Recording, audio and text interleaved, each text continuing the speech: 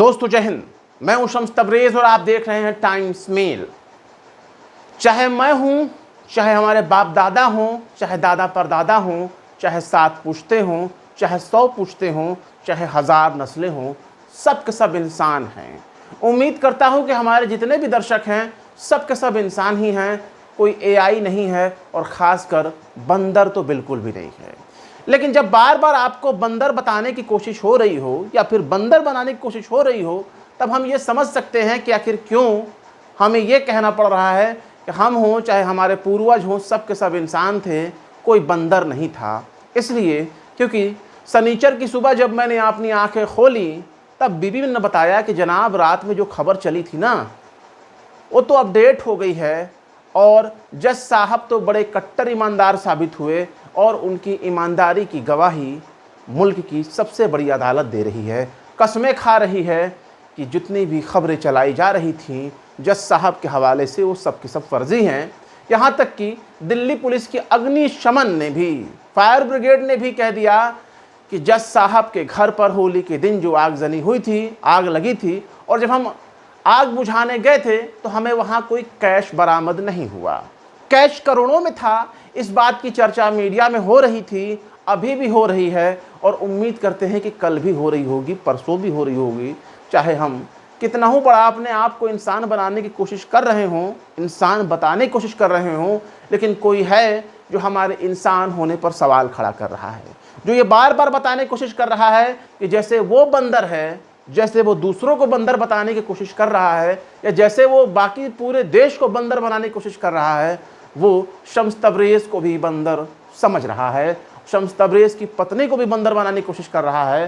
लेकिन शम्स तबरेज़ भी ये बता देना चाहता है कि हम ना तो बंदर हैं और ना हमारे पूर्वज बंदर हैं। हम नस्लन इंसान हैं, बनी आदम हैं, और हमें कोई बंदर बताता है तो हो सकता है वो बंदर हो सकता है वो बंदर की औलाद हो सकता है उसकी नस्लें बंदरों से हो सकता है कि उसके पूर्वज बंदर हों। लेकिन चाहे डार्विन की थ्योरी हो, चाहे कोई भी और मामला हो, लेकिन हमारे पूर्वज आदम ही थे, आदम हैं और रहेंगे, इंसान हैं, इंसान ही रहेंगे।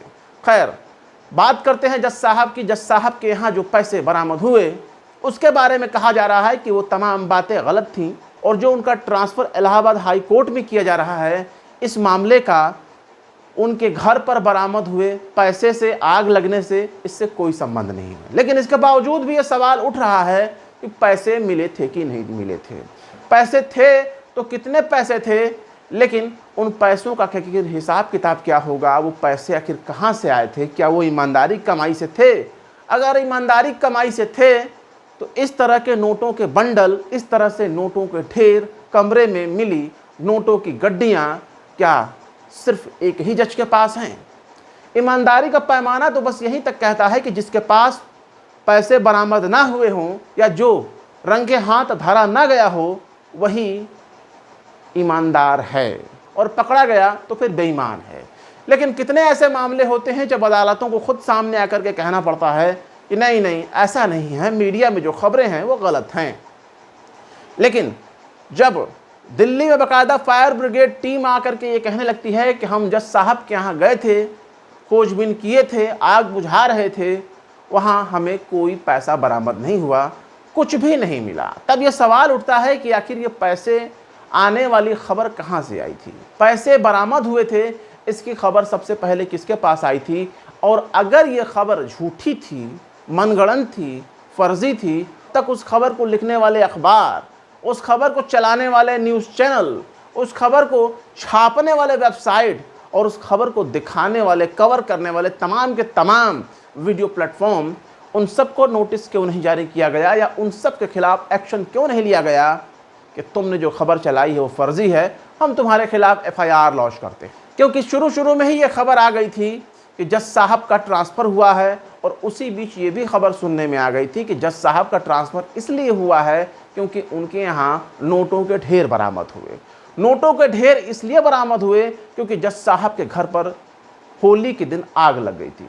जज साहब शहर से बाहर थे, दिल्ली से बाहर थे, जज साहब अकेले थे या पूरे परिवार के साथ थे, ये बात कंफर्म नहीं है। लेकिन जज साहब अभी तक खुलकर मीडिया के सामने आकर ना उन्होंने कोई चू कहा है, ना चा कहा है, और ना उन्होंने अपना कोई बयान जारी किया है।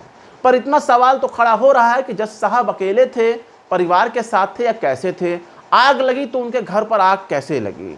और जब आग लगी तब ये सुनने में आया, मीडिया रिपोर्ट्स के हवाले से सुनने में आया कि जब वहाँ फायर ब्रिगेड टीम पहुँची, आग बुझाने के लिए गई, तो जज साहब के कमरे में उन्हें ढेर सारे पैसे मिले।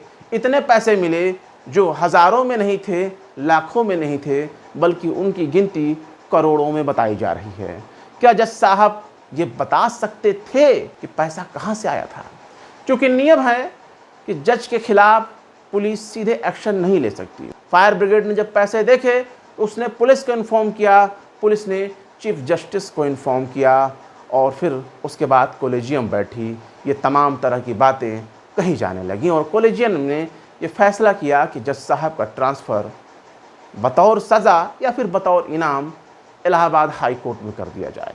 इलाहाबाद हाई कोर्ट के फैसले देश के लिए एक नज़ीर बन जाते हैं, और कभी कभी इलाहाबाद हाई कोर्ट के फैसले ऐसे भी होते हैं जो सवालों के घेरे में नज़र आते हैं। ख़ासकर हाल ही में खबर आया था कि हाई कोर्ट के एक जज साहब ने एक नाबालिग बच्ची के केस की सुनवाई पर यह कह दिया था कि महिला का स्तन पकड़ने, दबाने और उसका नाड़ा तोड़ने, यहाँ तक कि उसको खींचकर पुलिया के नीचे ले जाने जैसी ये घटना अपराध नहीं है, इसे रेप नहीं माना जाएगा और ना रेप की कोशिश मानी जाएगी।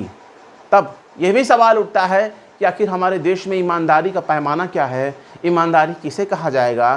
क्या ईमानदारी उसे कहा जाएगा कि पहले जज साहब के घर पर पैसा बरामद होगा, फिर उनका ट्रांसफ़र होगा, फिर सबसे बड़ी अदालत की तरफ से सुनने में आएगा कि नहीं वो मामला अलग था, ये मामला अलग है, और फिर सबसे बड़ा महकमा ये भी कहने लगेगा कि पैसे तो मिले ही नहीं थे। तब ये सवाल उठता है कि हम तो इंसान की पैदाइश हैं, हम किसी जानवर की पैदाइश हैं नहीं।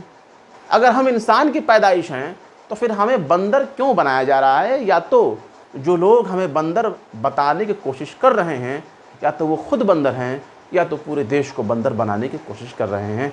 पर हम तो यही कहेंगे कि हम आदम की औलाद हैं, इंसान की औलाद, बंदर की औलाद नहीं हैं। लिहाजा हमें बंदर ना बनाया जाए।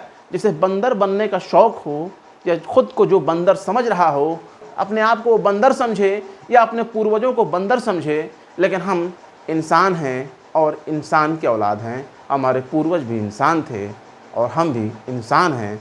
ना तो हमारे पूर्वज बंदर थे और ना हम बंदर हैं।